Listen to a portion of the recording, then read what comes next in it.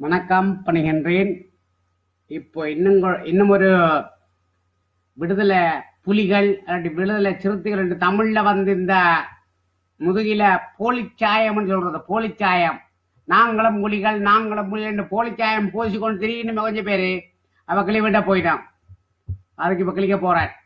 கிளிதான் டே இங்க வாங்கடா டேய், நீங்க அரசியல்வாதிகளோ ஆட்டுக்குட்டியோன்ற எனக்கு பிரச்சனை இல்லை. எனக்கு வந்து நீதிமன்றம் நாட்டுல முக்கியம், நாட்டின் தலைவர்கள் முக்கியம். அமைச்சர்கள் நீங்கள் புலவிட்டு கொண்டிருக்கிறீங்க, இலங்கை அமைச்சர்கள் வந்து புலவிட்டு கொண்டிருக்கிறீங்க செய்தி வந்தோன்றிருக்குது. அது நான் கண்ணால காண இல்லை, எந்த கண்ணால காண இல்லை. அதால வந்து நான் வந்து உறுதிப்படுத்த முடியாது. தெரியும் நீங்கள் இப்ப வந்து நல்லா இருக்கிறீங்க. இப்ப நான் வந்து மலையத்துக்கான நெருப்பு விட்டு விளையாட்டு கண்ணான். இப்ப ஒட்டுமொத்த இலங்கைக்கே நெருப்பிட போறேன். ஆட்டு ஆட்டி பாருங்க, நானும் ஆட்டி காட்டுறேன். முட்டிக்கு மட்டும் பந்தயம் முடிப்பான். தெரியும் இப்போ தமிழர் வந்து பலியா வந்து மாட்டுப்பட்டார். உங்களோட பொருளுக்கு தினமும் குள்ள குழந்தைக்கு இப்ப கிளிக்கிறா கிளி. டேய் என்ன பேரோ தெரிய இந்த கர்மம் பிடிச்சது. இது ஏதோ தமிழ் புரட்சி இயக்கமோ ஏதோ தமிழ் புரட்சி இயக்கமாக்கம் பாப்பம் கேட்கலாம். குரலை கேட்ட உங்களுக்கு தெரியும் தானே யாரான்னு சொல்லி. எனக்கு தெரியல ஆளை பற்றி. நீதியின்படி நான் சொல்லுவேன். இவருக்காது அவர் அப்படிப்பட்ட அவர்கிட்ட குணமறிய தேவையில்லை, பேச்சு வழக்கம். சரி பார்க்கலாம். எனக்கு தெரியவில்லை. ஒரு மெய்ப்பாதுகாவலராக இருந்தவர், அந்த மெய்ப்பாதுகாவலர் தன்னுடைய பணியினுடைய நிலைப்பாட்டிற்கு அப்பால் போய் அதில் பஞ்சாயம் தீர்க்க போய் நடந்த ஒரு சம்பவத்தில் இப்பொழுது எல்லாம் ஏதோ தியாகி அவர்கள் வீர வணக்கம் போட்டு அண்ணா இங்க வாங்கோ. இதுல வந்து நீதிபதி, அதாவது இலங்கையின் மேல் நீதிமன்ற நீதிபதியின் மெய்ப்பாதுகாவலர் வந்து மோட்டார் வண்டியில போய் கொண்டிருக்கார், இருசக்கர வண்டியிலேயே ஏதோ ஒன்றுல போய் கொண்டிருக்கிறார். அவற்ற அதிகாரத்துக்கு உட்பட்ட துப்பாக்கிய வந்து தூக்குறதுக்கு யாருக்கு உரிமை இருக்குது? அந்த உரிமை யார் வழங்கினது? இதன் பொருள் நீங்கள் சட்டத்தை பொதுமக்கள் வந்து கையில் எடுத்தது என்று கணக்கு போடலாமல்லோ. இது முதலாவது குற்றம்.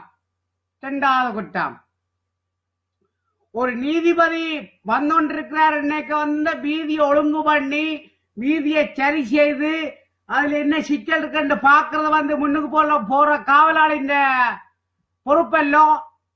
அப்ப அவர் வண்டியை விட்டு இறங்கினாரு. ஆனா அவர் நம்பின உங்களை தமிழாக்கள், யாழ்ப்பாண தமிழாக்கள் நம்பினது குற்றமாச்சு.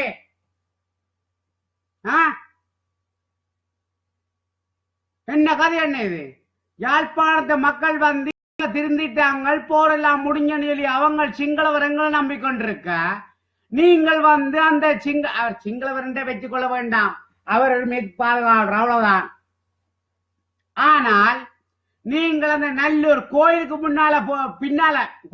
பின்னால போயிட்டு ஒரு அதிகாரி கையில் எடுக்கிறதுக்கு துப்பாக்கி வந்து அவர் நினைச்சொண்டிருந்தது தமிழாக்கள் இப்ப நல்ல பிள்ளைகள் அருமையான ஆக்கள், அந்த அவங்களை நம்பினடா. நீங்கள் செய்தது அந்த நம்பிக்கை துரோகமடா அப்பா. நீங்க தமிழர்களா இருந்து கொண்டு அந்த அப்பாவை 2 பிள்ளை இந்த தகப்பனை கொலை செய்துட்டீங்கடா.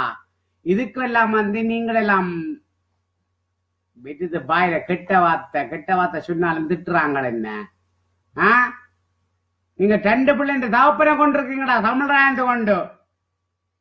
இதுவே 83ஆம் ஆண்டு கலவரம் பண்ணி சொன்னா தூக்கி போட்டு கும்மியடி என்ன அடிச்சிருப்பாங்க கிழவன் உங்களுக்கு. ஆனா எதுவுமே பிரச்சனை நடக்கல.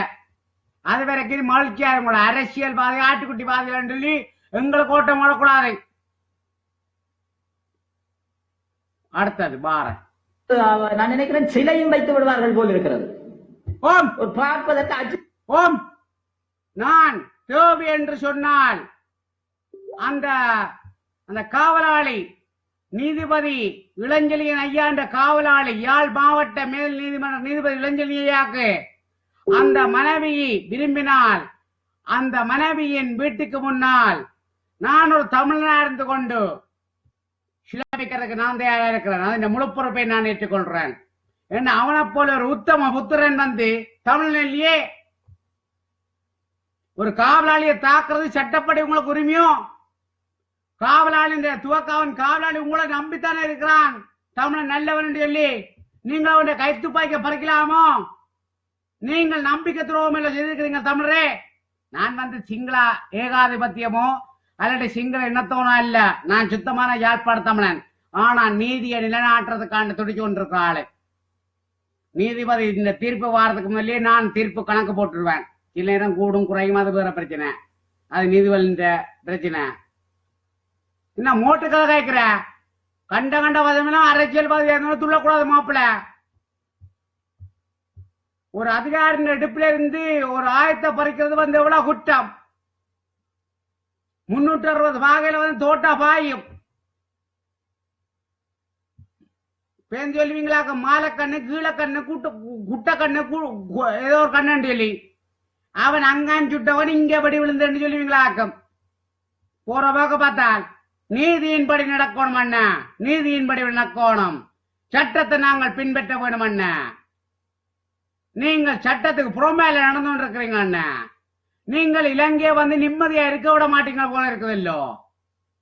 இப்பதானே இலங்கை நிம்மதியா இருக்குது, அமைதியா இருக்குது இல்ல ஐயா? நீதிபதி இளஞ்செழியை சொல்லியிருக்காரு, அமைதியா இந்த யாழ்ப்பாணத்துல எப்படி ஒரு அநியாயம் நடந்து போச்சுன்னு சொல்லி. இது வேதனைக்குரிய குற்றம் இல்லோ. நாங்கள் ஒரு உயிரை பறிச்சிருக்கோம் இல்லோ, தமிழ்நாடு இருக்கிற நாங்கள் ஒரு உயிரை பறிச்சிருக்கோம் இல்லோ. அந்த உயிருக்கு 2 குழந்தைகள் இருக்கல்லோ, ஒரு பொம்பளை பிள்ளை ஒரு ஆம்பளை பிள்ளை இருக்கல்லோ. அவ என்ன பெரிய கோடீஸ்வரரோ? சரி, கோடீஸ்வரன் உயிராத பறிக்கிறதுக்கு எங்களுக்கு அனுமதி இருக்குதோ? பொய்யுக்கு வாழக்கூடாது அண்ணன். வெறுப்பாக இருக்கிறது. நாங்கள் இழக்க முடியாதவர்களை எல்லாம் இழந்தவர்கள். இந்த விடுதலையிலே நாங்கள் எத்தனையோ தியாகங்களை எல்லாம் சந்தித்தவர்கள். இந்த விடுதலைக்காக நாங்கள் பல்வேறு விதமான காலகட்டங்களில் போராடியவர்கள். அண்ணா இங்க வா. நீ உண்டா சகோதரங்கள் எத்தனை பேரை போராட்டத்துல துப்பாக்கி சூடு வேண்டி செத்தவங்கள்? நானே சொல்றேன். நீ வேணும்டா கண்டுபிடி. எங்கட தமிழனுக்காண்டி போராடின ஒரு போராளின் பேர் சொல்றேன். என்ற சொந்த அண்ணன் 25ஆம் தேதி 8ஆம் மாதம் இந்த மாதம் 8ஆம் தேதி 25ஆம் தேதி இந்த மாதம் 1990ஆம் ஆண்டு எனக்கு நேர என்னை விட 2 வயது கூட அந்த அண்ணன் போராடி செத்தவன். இருந்து நாங்கள் சிங்களவருக்கு பகையா வெளிக்கிட நாங்கள் விரும்பல. இது ஒரு நாடு, 2 மொழி இல்லாட்டி 3 மொழி, அது எத்தனை மொழியும் படிச்சுட்டு போகலாம், அதை பற்றி பிரச்சனை இல்லை. நாங்கள் மாவீர குடும்பம். 25ஆம் தேதி நான் சொல்றேன், நான் யாருக்கும் பேப்பர் ஆள் இல்ல. என்னுடைய அண்ணன் ஒரு போராளி மாவீரன் இறந்த நாளையும் சொல்றேன். 25ஆம் தேதி 8ஆம் மாதம் 1990ஆம் ஆண்டு மண்டதீவு தெராரக்கத்துல மொத்தம் 48 வீரபங்கங்கள்ல என்னுடைய அண்ணனும் ஒருதன். எனக்கு நீங்கள் புது கதை சொல்லக்கூடாது. நீங்க நாங்களே திருந்திட்டே விப்பா. நாங்கள் போராளி குடும்பம் இல்ல, மாவீரர்கள் குடும்பம். மாவீர குடும்பம். நாங்களே திரும்பி நாங்கள்லாம் சிங்களவரோட ஒற்றுமை வளபலிக்கிட்டோம். அவர்களும் இலங்கை பூர்வீக குடிகள், நாங்களும் இலங்கை பூர்வீக குடிகள். இதுக்கு மலையத்துக்காரன் சண்டைக்கு வந்துருவாங்க. நாங்களா சொல்லி ஐயோ எதை கதைச்சாலும் பிழை கண்டுபிடிக்கிறவன்டே கொஞ்சம் பேர் இருக்கிறாங்கடா அப்பா. சரியா அண்ணா? உண்ட அரசியல் வாழ்க்கைக்கான சொறிச்சட்டை விடக்கூடாது. நீதிபதியின் உயிர் காப்பாற்றப்பட்டிருக்குது. அதுக்கு மேல் நீதிமன்ற நீதிபதி மட்டுமில்லை, அது சாதாரண மனிதனாக கூட இருக்கலாம். அவர் நீதிபதியா கூட இருக்க தேவையில்லை, சர்வசாதாரண மனிதனா இருக்கலாம்.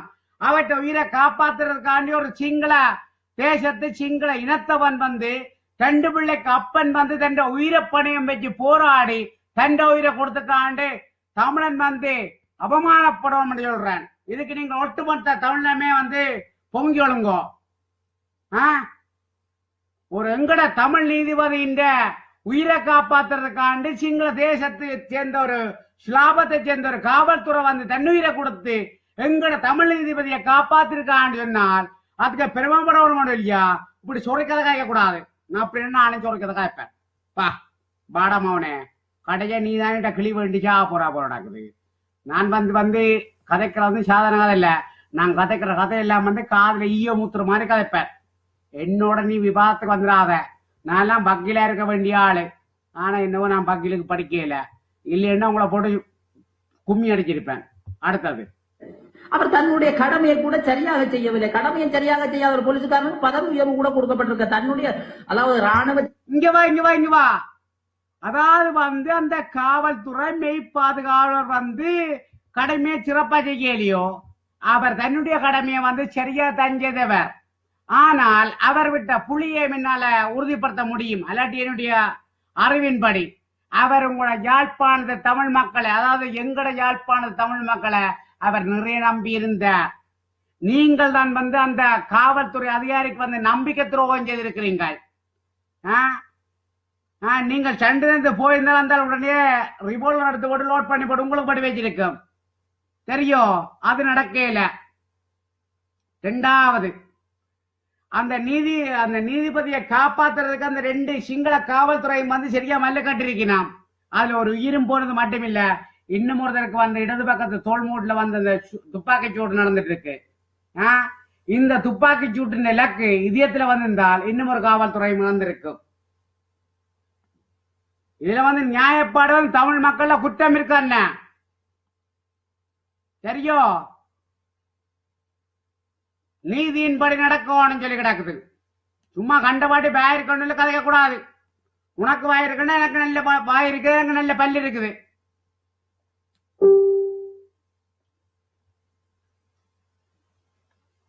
பாதிக்கப்பட்டிருக்காங்கடாப்பா சிங்கள மக்கள் வந்து எங்களால பாதிக்கப்பட்டிருக்காங்கடா, அநியாயத்துக்குடாப்பா. ஒருத்தர் மது போதில் இருந்தானா, மச்சான் சொன்னானா, இவன் துவக்கிறது சுட்டானா வந்து எங்கடையா கண்ட திருக்கூத்தலேடா இதுக்கு நடந்திருக்குதாப்பா. எங்கட மக்களேடாப்பா குற்றம் இருக்குது. இதை போயிட்டு என்னடாப்பா சிங்கள மக்கள் சிங்கள காவல்துறை அதிகாரி வந்து தன்னுடைய துப்பாக்கியில வந்து தான் பாதுகாப்பில் நாங்கள் குற்றம் சொல்லலாம். அவர் வந்து உங்களை நம்பினபடியா தவிர அவர் தன் துப்பாக்கியில வந்து கவனம் எடுக்கல. ஜெர்மனிய காவல்துறை எப்பவுமே வந்து அது நானே நல்ல மனிதனா இருந்தாலும் வந்து துவாக்கில கை வச்சிருப்பான். ஆனா இது இலங்கை காவல்துறையிலும் ஒரு கவனம் எடுக்க வேணும். வந்து துப்பாக்கி வச்சிருக்க காவல்துறை அவர்களே,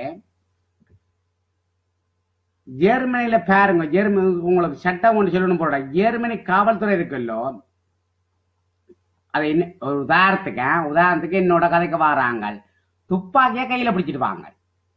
ஏன் தெரியுமோ, தச்சலமே நான் என்ன கோணத்துல நிக்கிறனோ, என்ன மாதிரி விதர் கோணத்துல நிக்கிறனோ, இல்லாட்டி நீங்கள் சொல்ற மாதிரி பயிற்சிய லூசு மாதிரி நிக்கிறனோ, அவன் துப்பாக்கிய பறிச்சு போடுவேன். அதுக்காண்டு துப்பாக்கியில கையில பிடிச்சிருவான். அதிண்ட பொருள் வந்து அவன் பயத்துல துப்பாக்கி பிடிச்சிக்காண்டு பொருள் அல்ல, அவன் தற்பாதுகாப்புக்கு அவனுக்கு கொடுத்துருக்க ஆயுதம் ஒன்று துப்பாக்கி தான். அதை வந்து காப்பாற்ற வேண்டியது அவன் பொறுப்பு. இதே மாதிரி இந்த இலங்கை காவல்துறை அதிகாரிகளே, நீங்களெல்லாம் நான் கன ஒளிப்பதிவுகள் கண்டன். பொதுமக்கள் நடமாடும் இடத்துல வந்து ஒருதன் வந்து ஏதோ ஒரு மனக்கோட்பாட்டை மாத்தி அல்லது கோவமோ பகையோ ஏதோ யோசிப்பான். அதுக்காண்டி இலங்கை காவல்துறை அவர்களே, நீங்கள் இடுப்புல துப்பாக்கி வச்சிருந்தால் அந்த துப்பாக்கியை கண்டிப்பா நீங்கள் மக்களுக்கு முன்னால வைக்க அதுல வந்து கை வச்சிருக்கணும். எந்த காரணத்தை கொண்டும் அந்த துப்பாக்கி கை எழும்பக்கூடாது. அதான் அதன் பொருள் வந்து நீங்கள் துப்பாக்கி எடுத்து சுட முயற்சி செய்கிறீங்கன்ற பொருள் அல்ல. உங்களோட துப்பாக்கி வந்து மற்றவன் காப்பாற்றக்கூடாதுன்றத அந்த கோட்பாடு வந்து இலங்கை காவல்துறைக்கு சொல்லி இருக்குது. நான் ஜெர்மனிய ராணுவ பயிற்சி எடுத்தினான், அதிலும் அதே சட்டம் தான் சொல்லி இருக்குது. நாங்கள் எப்பவுமே வந்து பொதுமக்களை நம்ப கூடாது. சந்தேகம் படலாம், சந்தேகப்படாமலும் படலாம், ஆனா ஜாக்கிரதை. சட்டத்தின் பிரகாரம் தன்னுடைய துப்பாக்கியை பறித்து எதிரி பறித்து விட்டார் என்றால், ஒரு துப்பாக்கியை எதிரி பறித்து அந்த தன்னுடைய துப்பாக்கியால் எதிரி சுட்டவனுக்கு பதவி உயர்வு கொடுத்திருக்கிற இலங்கை அரசாங்கம், அதற்கு அவர்கள் வீர வணக்கம், தியாகி, அறப்போர் நாயகம் என்றெல்லாம் சொல்கிறார்கள். எனக்கு தெரியவில்லை அதை அண்ணா. அந்த காவலாளி அல்லாட்டி அந்த அந்த மெய்ப்பாதுகாவலர் சிங்களவர் என்றோன்னா உங்களுக்கு பகை பெறது போல நடக்குது. மகாதாவரு மனித கோட்பாட்டுக்கு இது புறம்பானது. முதல்ல உங்களை பிடிச்சி சிறையில போடணும் போல நடக்குது. அவர் தன்னுடைய உயிரை பணயம் வைக்கார். வந்து அவருடைய தொழில் வந்து மெய்ப்பாதுகாவலர். மெய்ப்பாதுகாவலர் என்றுனா தனக்கு யார் பின்னால் இருக்கிறமோ அவைக்கு முன்னால் நிற்கிற ஆளு. அதுல அவர் மெய்ப்பாதுகாவலர் என்று உயிரிழந்தார். கதை முடிஞ்சது. இதுக்கு மேல நாங்கள் விவாதமே செய்ய தேவையில்லை. அவர் சிங்களவரோ தமிழரோ நாங்கட்டியோட நாங்கள் விவாதம் செய்ய தேவையில்லை. அவர் தன்னுடைய கடமையை சிறப்பாக செய்தாரல்லோ. இதுக்கு என்ன ஒரு உதாரணம் சொல்றேன். தமிழோட விடுதலை புலிகள்ல வந்து சில நேரம் வந்து வீரவங்கி என்ற அந்த பதவியில இருப்பினாம். சில சண்டையில வந்து அவர் இறந்து போயிடுவினாம். அந்த சண்டையில வந்து இறந்து போய்க்கு வந்து அவர் நல்ல சண்டை பிடிச்சாருன்னு சொன்னால் அவருக்கு செகண்ட் லெப்டினன்ட், 2வது லெப்டினன்ட் பதவி கிடைக்கும். அதான வழக்கம் விடுதலை புலிகள் நடந்திருக்குது. இல்லைன்னு உங்களால் சொல்ல முடியுமோ? இல்லைன்னு சொல்ல முடியுமோ? முடியாதല്ലോ. அப்ப இறந்தவனும் வந்து தன்னுயிரை கொடுத்து போராடி இருக்கிறான்னு அவனுக்கு பதவி உயர்வில் உங்களுக்கு என்ன பிரச்சனை இருக்குது? என்ன அவனுக்கு அந்த பதவி உயர்வு கிடைக்கத்தானே வேணும். அந்த மெய்ப்பாதுகாவல காவல்துறைக்கு அதான் நீதி சொல்லுது. அந்த பதவியை அவர் அனுபவிக்க முடியல, அது வேதனை எனக்கும் கூட. ஆனா அவர் அந்த கடமையை சிறப்பாக செய்ததற்கான அவருக்கான ஒரு ஒரு ஒரு பட்டி உயர்ந்திருக்குது.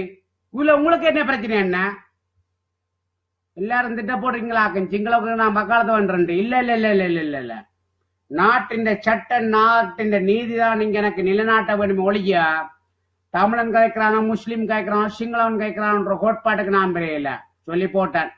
வீண்பாபுக்கு வந்து கிளி வேண்ட வேண்டாம், நான் விடுபடியா கிழிச்சு கொண்டிருப்பேன். நீதிபதியையும் அது இலக்கு வைக்கவில்லை என்றும் சொல்லிவிட்டார்கள். இப்பொழுது நீதிபதியும் முதலமைச்சராக போகிறார், அவரையும் தியாகி என்றெல்லாம் சொல்கிறார்கள். எனக்கு தெரியவில்லை. அண்ணன் நீதிபதி எங்க முதலமைச்சராக போறோம்னு சொன்னாரு. ஏன் அந்த பொய்? ஏற்கனவே வடமாநில நீதியரசர் வந்து அவரே ஒரு உயர் நீதிமன்ற நீதிபதி அல்லோ, சிவி விக்னேஸ்வரன் ஐயா. அவரே ஒரு நீதிபதி ஏற்கனவே முதலமைச்சர் இருக்க போறார் இருக்கிறார். இப்ப எங்கேயாவது ஒரு இடத்துல வந்து ஐயா இளஞ்செழியன் வந்து நான் நீதிபதியாக போறேன், அரசியலுக்கு குதிக்க போறேன்னு சொல்லி இருக்கிறாரோ?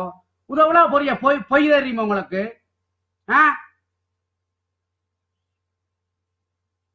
எவ்வளவு பெரிய பொய் மோட்டுத்தன்மை காய்ச்சொண்டிருக்கிறீங்களேனா? நீதிபதி ஐயா இளஞ்செழியன் வந்து எங்கேயுமே அரசியலுக்கு குதிக்க போறேன்னு சொல்லவே இல்லை. அவர் குதிக்கிறாரோ இல்லையோ அது அவட்ட பிரச்சனை.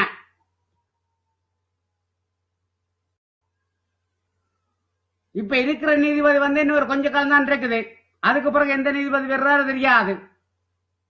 நீங்கள் யாருண்டே எனக்கு தெரியாது. யாரோ காட்சி இருக்கணும், கதைக்கு நாம் பட கொடுக்கணும். அதான் என்னுடைய கோட்பாடு, வேற வழி இல்ல. இந்த நீதிபதிகள் எல்லாம் இந்த பயங்கரவாத அரசியலமைப்புக்கு உட்படுத்தப்பட்டு தமிழ் மக்களினுடைய போக்குகளுக்கு எவ்வாறான அண்மையில் இந்த கண்ணதாசனுடைய தீர்ப்பு எனக்கு தெரியவில்லை. இந்த புனர்வாழ்வு அளிப்பது தண்டனை இல்லையா அல்லது அதற்கு பிறகு தண்டனை வழங்குவதா? கண்ணதாசனுக்கு இப்பொழுது ஆயுள் தண்டனை கொடுக்கப்பட்டிருக்கு. அப்படி என்ன இந்த முன்னாள் போராளிகள் பலருக்கு? அண்ணா இங்க வாங்க, உங்களுக்கு நானும் ஒரு உண்மை சொல்லணும். எனக்கு ஒரு மகன் இருக்கிறான். அவனுக்கு இப்ப 12 வயது ஆக போகுது. பள்ளிக்கூடத்துல வந்து பிள்ளைகளுக்கு அடிச்சு போட்டான். சில பேருக்கு வந்து விலங்கம் செய்துட்டான். இதுக்காண்டி அவனை வந்து இன்றைக்கு 1ஆம் தேதி செவ்வாய்க்கிழமை சீர்திருத்த பள்ளியில கொண்டு நானே விட்டுட்டு வந்திருக்கிறேன். நான் இல்லை இந்த பொண்டாட்டி. எனக்கு அங்க போனா கொஞ்சம் சிக்கல் வந்துடும், அழுது ஓடுவான். பிறகு நான் கூட்டிக்கு வந்துடும். எனக்கு வந்து கொஞ்சம் இறக்க குணம் கொஞ்சம் கூட. அவன் தச்சில நீதிமன்ற அங்க இதெல்லாம் சட்டப்படிதான் இல்லாம சட்டப்படி அவன் இந்த மகன் விட்டான்.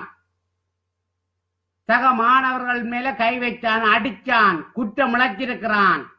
ஆனா அவனுக்கு தண்டனை வழங்குறதுக்கு ஜெர்மனிய சட்டத்துல வந்து எங்கேயுமே எந்த சட்டத்திலும் இடம் இல்ல. ஆனா அவன் செய்த குற்றத்துக்கு வந்து என்ன தண்டிக்கிறதுக்கான சட்டத்துல சரத்து இருந்தாலும் அந்த சரத்துகள் வந்து என்ன பாய முடியாம போச்சுது. இதுக்காண்டி நீதிமன்றம் என்கிட்ட ஒரு உதவியை நாடிச்சுது. உண்ட மகன் வந்து புலவிட்டு இருக்கிறான், இப்படி இப்படி பிரச்சனை, இவன் ஒரு சீர்திருத்த பள்ளிக்கு விடுவோமேன்னு சொல்லி முடிவெடு 6 மாத காலம் முடிவெடுத்தேன். இன்றைக்கு 1ஆம் தேதி 8ஆம் மாதம் என் மகனை வந்து நான் சீர்திருத்த பள்ளிக்கு வர்றேன். 27ஆம் தேதி 2018ஆம் ஆண்டு 27ஆம் தேதி அவன் திரும்பி என்ற வீட்டுக்கு வாரான். அதுவரைக்கும் நான் பார்க்கறதுக்கு விரும்பலைன்னு சொல்லி நான் ஒப்பந்தம் எழுதும் பொழுதே கையெழுத்து வச்சிட்டேன். புள்ளென்ற தே மட்டும்தான் பார்க்கலாம், விருப்பப்பட்டால் பெரியதாயும் பார்க்கலாம். குற்றம் செய்தது தண்டனை அனுபவிக்கத்தான் வேணும். இப்ப நீங்கள் நினைக்கிற மாதிரி என்ற பிள்ளை சீர்திருத்த பள்ளிக்கு போடுறது குற்றவாளியா போறான். ஆனா ஜெர்மனிய நீதியில வந்து குழந்தைக்கு வந்து தண்டனை கொடுக்கக்கூடிய சட்டங்கள் எதுவுமே இல்லையே. சரி, அப்பனாக என்ன வந்து தண்டனை போட்டு கொடுக்கலாம். ஆனா அவன் செய்த குற்றங்கள் எல்லாம் எனக்குனே ஆனது இல்லையே, இல்லாட்டி என்னோட சேர்ந்து இல்லையே. அவன் பள்ளியில புள்ளிகள் கடிச்சிருக்கிறான், குற்றம் அவன் மேல இருக்குது. அதனால நான் வந்து குழந்தைகள் பராமரிப்பு நிலையம் இல்லாட்டி குழந்தைகள் சீர்திருத்த பள்ளியில கொண்டு விட்டு வந்திருக்கிறேன்.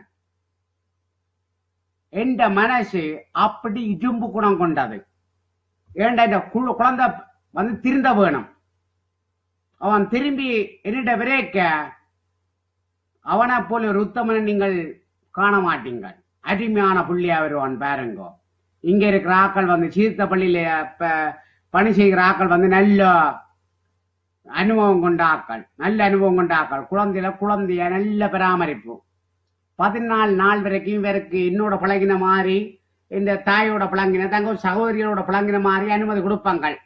நல்லா விளையாடுறாசா 14 நாளைக்கு 15ஆம் தேதி 16ஆம் தேதி 17ஆம் நாள் வந்து அவங்க தங்கட அதிகாரத்தை கொஞ்சம் பலப்படுத்துவாங்க. கடைக்கியா மச்சானே, நீ வந்து விடிய காலமே 5 மணிக்கிழமை எழுப்பத்தான் வேணும். காலக்கடன் முடிக்கணும்னா முடிக்கத்தான் வேணும். கக்கூசுக்கு போண்டா போத்தான் வேணும். பள்ளிக்கூடம் 8 மணிக்குண்டா போத்தான் வேணும். பள்ளிக்கூடத்துக்கு போய்க்கு வந்து காலை சாப்பாடு நீ சாப்பிட்றியோ கொண்டு போகணும் பள்ளிக்கூடத்துக்கு. அதுக்கும் அவரே தண்டவாளம் செய்ய வேணும். திரும்ப பள்ளிக்கூடத்தால வந்து விளையாடுறது அவருக்கு ஒரு நேரம் இருக்குது. அதுக்கு பிறகு பழையபடி அவரெல்லாம் சாப்பாடு தானே தான் தயாரிக்க வேணும்.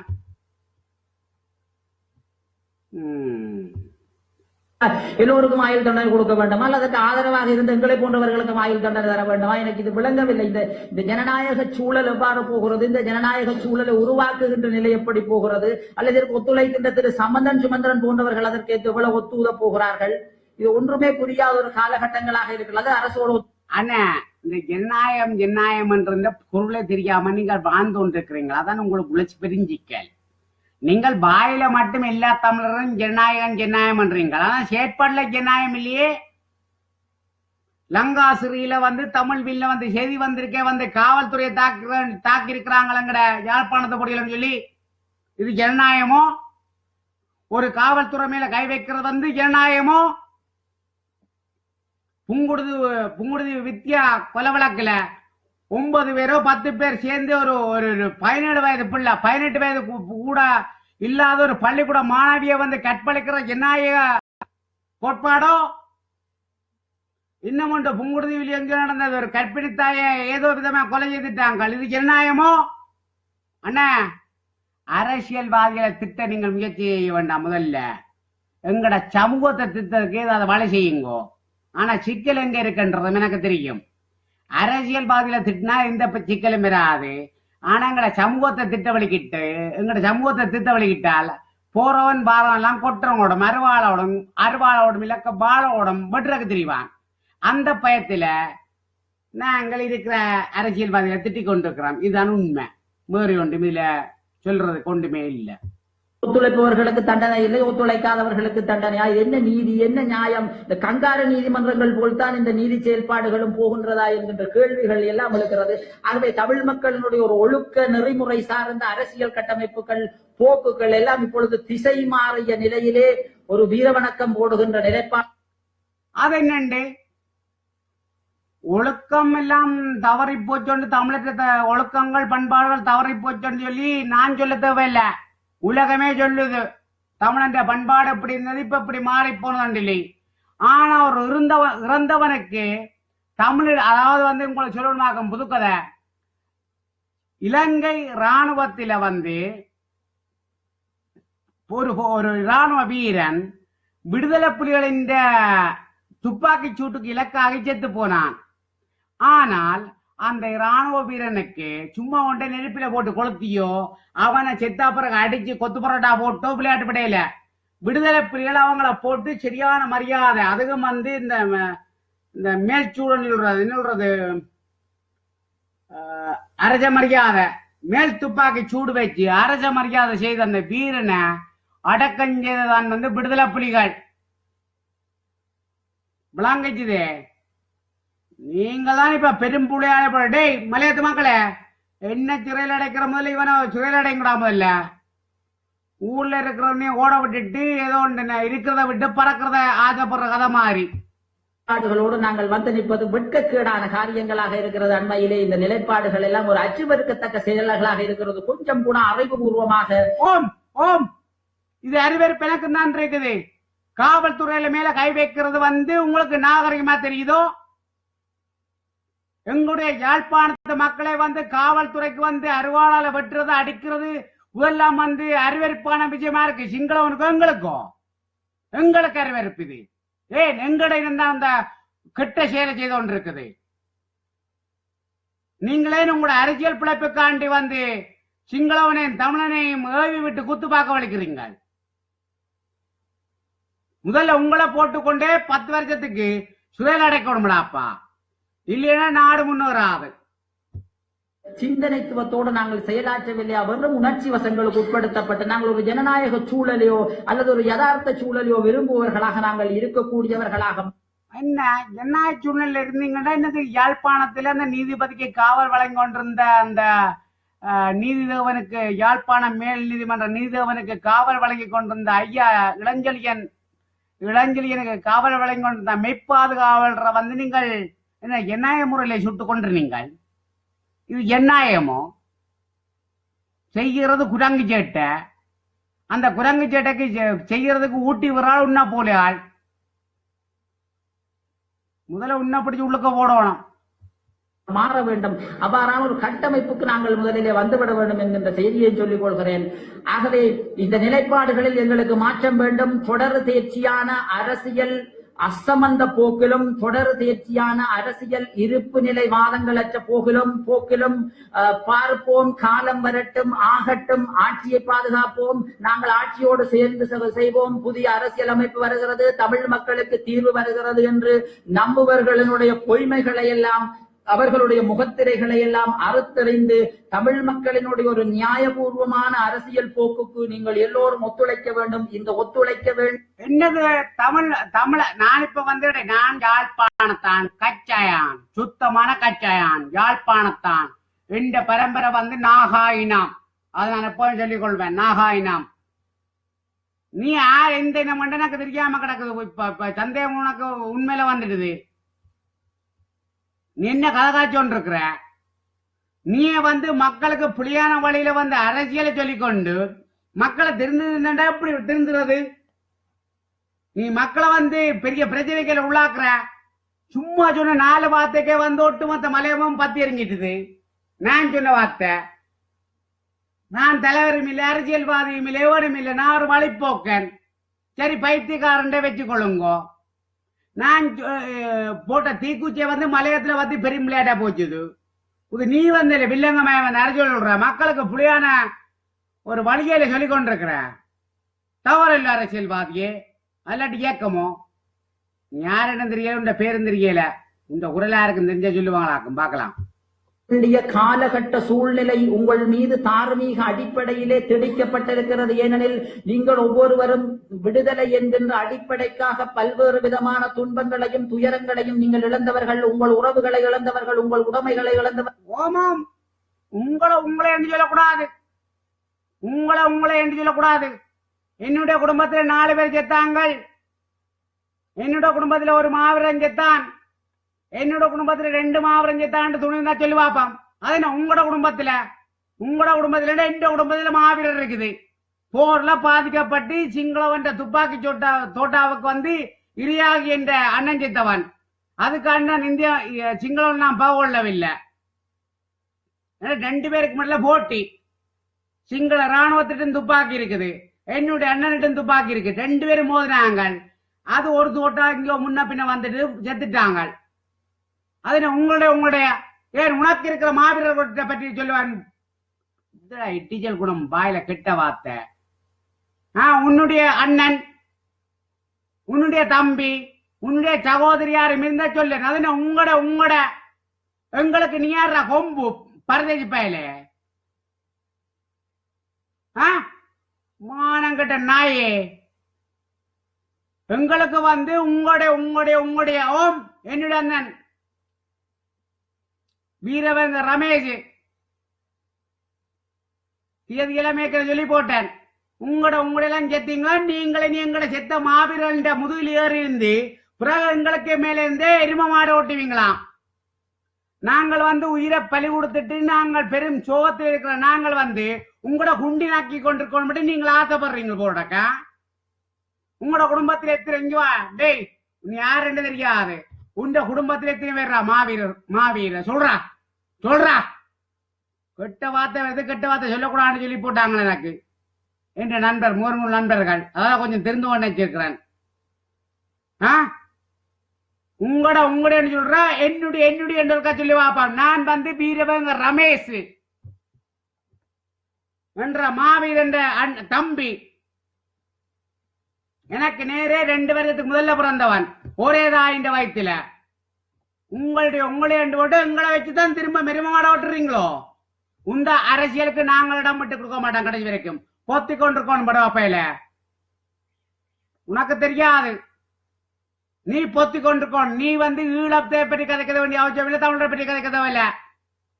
இனி வந்து நீ கதைக்கணும் என்றால் ஒட்டுமொத்த இலங்கையும் ஒன்றொன்று கதை இல்லையண்டா பொத்தி கொண்டு போய் எங்கேயாவது மன்னாரோ பவுனியாவோ எங்கேயாவது எனக்கு தெரியாது முல்லைத்தீவோ யாழ்ப்பாணமோ எங்கேயோ இல்லையண்டாப்பா எங்கட வீட்டுக்கு பின்னால எங்களுக்கு ஒரு பனங்காடு நடக்குது. எங்களுக்கு ஒரு காணி இருக்குது. அது பனங்காடா வளர்க்கணும் ஆசைப்பட்டது பனங்காடே ஆகிட்டேன். அங்க வா பனங்காட்டுக்கு நல்லா படம் தூங்கலாம். என்ன வா உங்களுடைய சொல்லி எங்கட மாபெற வச்சு ஒரு மாதிரி கொடுக்க தேவையில்லை. எங்கட கதை எங்களுக்கு பார்க்க தெரியும். திரும்ப வந்து நீங்கள் மாவீர குடும்பம் இல்ல, போராளி குடும்பம் இல்ல, போராடம் இல்ல, 10 ஏக்கர் இருந்துட்டு இப்ப விளக்கிட்டு வந்து ஏதோ ஒன்று இந்த புலுடாக்கீரி மாதிரி கதை விடக்கூடாது சொல்லி கிடக்குது. அவர்கள் உங்கள் வாழ்க்கையை இழந்தவர்கள், உங்கள் எதிர்காலத்தினுடைய போக்குகள் இழந்தவர்கள், அறிவுஜீவி போக்குகளை எல்லாம் தொலைத்தவர்கள், அத்தனையும் தொலைத்து விட்டு விடுதலை என்கின்ற நிலைப்பாட்டு ஒன்றுக்காக இருந்த எங்களுடைய மக்கள் மாற்றத்தினுடைய மாற்று வழியினுடைய கோட்பாட்டின் அடிப்படையில் ஒரு ஜனநாயக கட்டமைப்பை பாதுகாக்க வேண்டிய எங்க ஜனநாயக கட்டமைப்பு எங்க இருக்குது? காவல்துறை இந்த கைத்துப்பாக்கிய பறிச்சு அதே காவல்துறைக்கு சுடுறது வந்து ஜனநாயகமோ? ஒரு காவல்துறைக்கான அதிகாரம் எவ்வளவுன்னு தெரியாமல் அவன் எங்களை காவல் காக்க வந்த தெய்வம். காவல்துறை வந்து எங்களை காவல் காக்க வந்த தெய்வம். அவன் மேல வாழ்வீச்சு நடத்துறது வந்து ஜனநாயகமோ? புலி யாருல இருக்குன்னு தெரியாம புலிய காய்ச்சொண்டிருக்கிறீங்கள். நீதி என்ற நீதியை பற்றியில கதைக்கோணும். மோட்டு கதை காய்ச்சொண்டிருக்கிறா. மோட் விட்டுது கெட்ட வார்த்தை.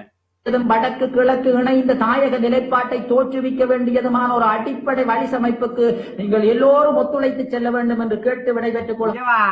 வடக்கு கிழக்கு இணைக்கிறது அது பெரிய பிரச்சனை இல்ல. முதல்ல நீ வந்து ஒன்றுமில்ல போய் மட்டக்களப்பில இஸ்லாமியர்கிட்ட போயிட்டு கேளு. இஸ்லாமிய ஜமாத்துகளுக்கு மாத்துகள் ஏகப்பட்ட இயக்கம் இருக்குது. முஸ்லீம் காங்கிரஸ் ஏதாவுல்லாவோ அப்துல்லாவோ ஏதோ ஒண்ணு கணக்கு இருக்குது. அவங்கள்ட்ட போயிட்டு சொல்லு வடக்கு கிழக்கு கணக்க போறோம். அவங்கள்ட்ட போயிட்டு கேளு எல்லாம் சரி பெறும்.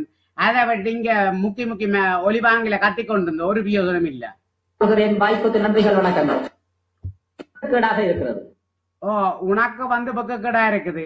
ஏனென்றா செய்யறதுக்குள்ள தமிழாக்கள் தான் வந்து கேவலமான செயல். பக்கக்கேடு தான் ஒத்துக்கொண்ட. நன்றி, வணக்கம். இனிமேல் மட்டும் மேடலேர் கத்த வலிக்கிட்டீங்கன்னு சொன்னால் சீமான விட உன்னை போட்டு தொங்க விட்டுருவேன். 2 காலில் கட்டி போட்டு தொங்க விட்டுட்டு கதை கேட்பேன் நானு.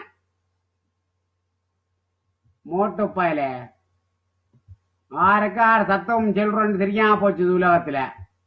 போறவன் பார கழுதி எல்லாம் வந்து உரிமை எந்த ஒரு அதிகாரம் இல்லாம கதை சொல்ல விளக்கிட்டுது. சரி, நன்றி, வணக்கம். பண்ணிட்டு